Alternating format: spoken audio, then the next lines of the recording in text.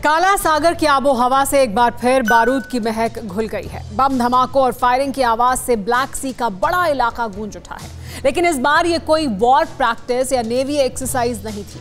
काला सागर में ब्रिटेन और रूस की ऐसी भिड़ंत हुई है जिसका अंजाम एक भयानक और बड़ा युद्ध हो सकता है। रूस की नेवी और वायुसेना ने काला सागर में सीमा उल्लंघन का आरोप लगाकर ब्रिटेन के एक युद्धपोत को खदेड़ दिया। इस दौरान रूस की तरफ से फायरिंग हुई और फाइटर प्लेन से बम गिराए गए।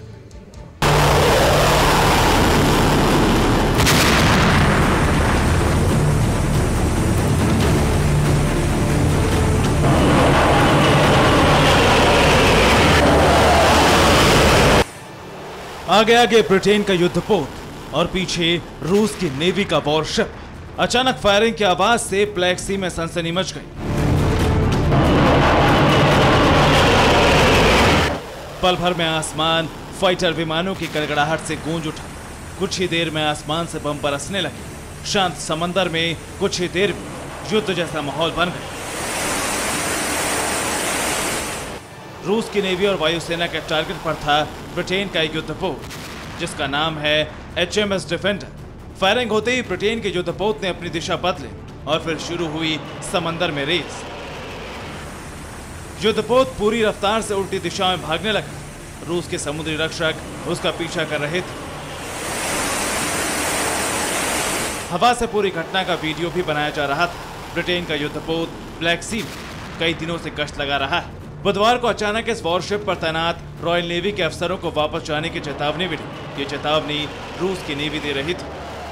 ब्रिटेन का युद्धपोत चेतावनी के बावजूद आगे बढ़ रहा था। तभी अचानक रूस की तरफ से फायरिंग शुरू हो गई। ब्रिटेन इस मामले पर चुप, लेकिन रूस के रक्षा मंत्रालय की तरफ से बताया गया है कि बुधवार को ब्रिटेन के युद्धपोत ने समुद्री सीमा का उल्लंघन किया। ब्रिटेन का युद्धपोत HMS डिफेंडर काला सागर के उत्तर पश्चिमी हिस्से को पार कर गया था। ब्लैक सी में वर्चस्व बनाए रखने के लिए रूस ने अपनी ब्लैक सी फ्लीट को तैनात किया हुआ है। इसके अलावा समुद्री सीमा की रक्षा के लिए रूसी FSB बॉर्डर सर्विस के जहाज भी दिन रात गश्त पर लगे रहते हैं। ब्रिटेन के युद्धपोत को रूस ने सीमा के करीब देखकर उसकी घेराबंदी शुरू कर दी। ब्रिटेन के HMS डिफेंडर को फौरन वापस जाने की चेतावनी दी गई और जरा सी देर देखते ही रूस के जहाजों ने आग बरसाना शुरू कर दी।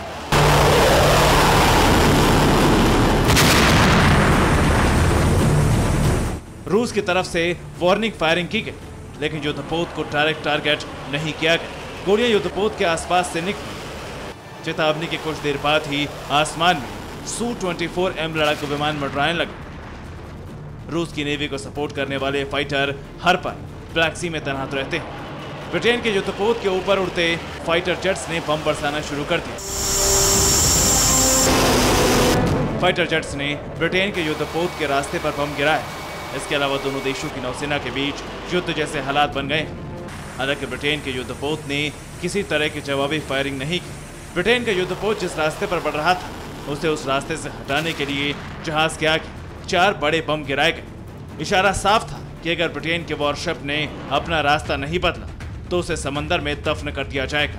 रूसी रक्षा मंत्रालय के मुताबिक इस बमबारी के बाद ब्रिटिश युद्धपोत ने अपना रास्ता बदल दिया।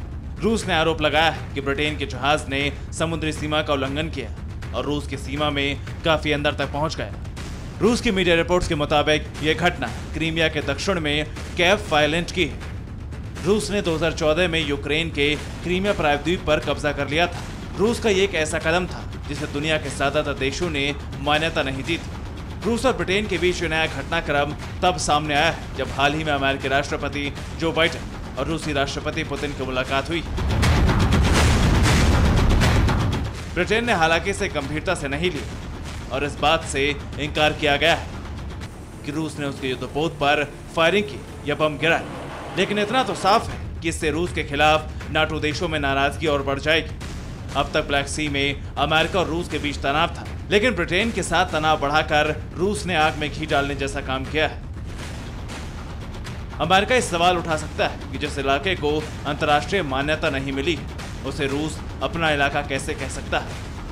एक बात और साफ है कि ब्लैक सी में नाटो देशों के वॉर एक्सरसाइज से पुतिन बेहद नाराज है।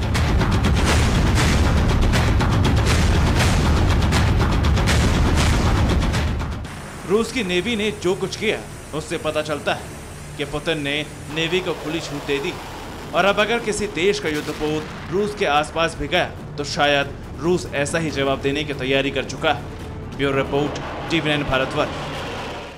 अड़ी सोमवार से शुक्रवार शाम 6 बजे सिर्फ TV9 भारतवर्ष पर।